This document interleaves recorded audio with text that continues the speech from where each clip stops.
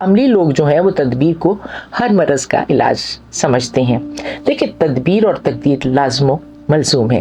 دوا تدبیر ہے اور دعا تقدیر ہے۔ اس کی مثال یوں ہے کہ ایک کسان اپنے کھیت میں دانا نہیں بوتا تو فصل کاٹنے کی تدبیر کیسے کر سکتا ہے؟ دوسرا کسان وقت پر زمین میں دانا بوتا ہے، زمین میں بر وقت کاشت کر کے زمین ہموار کرتا ہے تو وقت پر فصل تیار ہو جاتی ہے اور کسان کی امیدیں بر آتی ہیں۔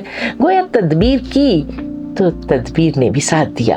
اگر فصل کی تیاری کے وقت کوئی ایسی آسمانی آفت یا بے وقت کی بارش یا ٹڈی دل کا حملہ ہو جائے تو جس سے فصل تباہ ہو جائے تو اسے تقدیر کا حملہ یا بدبختی کہا جا سکتا ہے۔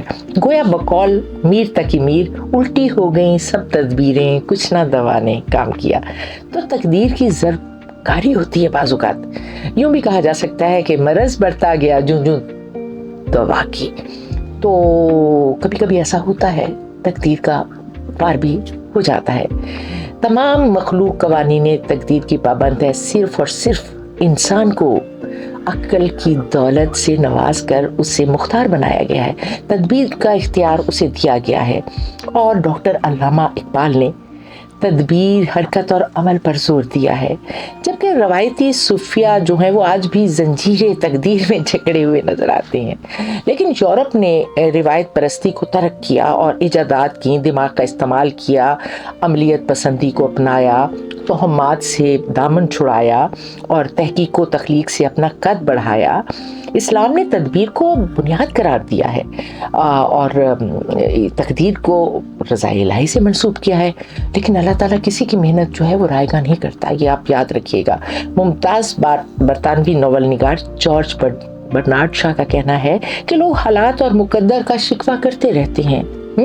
مقدر پر تکیہ کرنے کی بجائے اپنا مقدر خود بنائیں، حالات کے آگے جھکنے کی بجائے حالات سے جنگ کریں۔ جیسا کہ ڈاکٹر اقبال بھی تدبیر کے اور عمل کے دائی تھے۔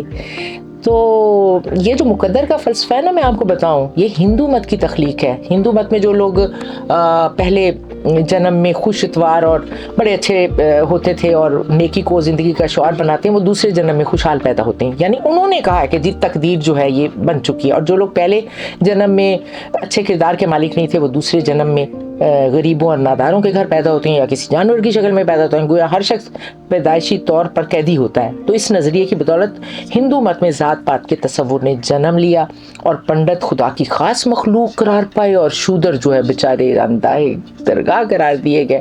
اعلیٰ ذات کے ہندو خوشحال، نچلی ذات کے ہندو بدحال۔ مقدر کی اس تقسیم نے انقلاب اور مساوات کے راستے بند کر کے رکھ دیے۔ غریبوں کو کہا گیا کہ غربت پر ہی رہو قائم، بس غربت ہے، اور اس معاشی اور معاشرتی عدم جو مساوات کو تقسیم خدا قرار دے کر ناانصافی کو برقرار رکھا۔ تو چنانچہ یہ جو تشریح ہے یہ بالکل غلط ہے، یہ ہمارے اسلام میں نہیں ہے، یہ ہندوؤں میں ہے، اور انہوں نے بڑے غلط طریقے سے یہ کہا ہے کہ جو جیسا پیدا ہو گیا ایسا رہ گیا، جبکہ اسلام میں تو تمام لوگوں کو یکساں قرار دیا گیا ہے کہ اسلام میں سب لوگ برابر ہیں۔ یہ مساوات کا اور برابری کا جو درس ہے یہ اسلام میں ہی دیا گیا ہے، باقی ان مذاہب میں نہیں ہے، جو کہ بالکل بات جو ہے عقلی طور پر یا فطری طور پر دل اس کو نہیں مانتا۔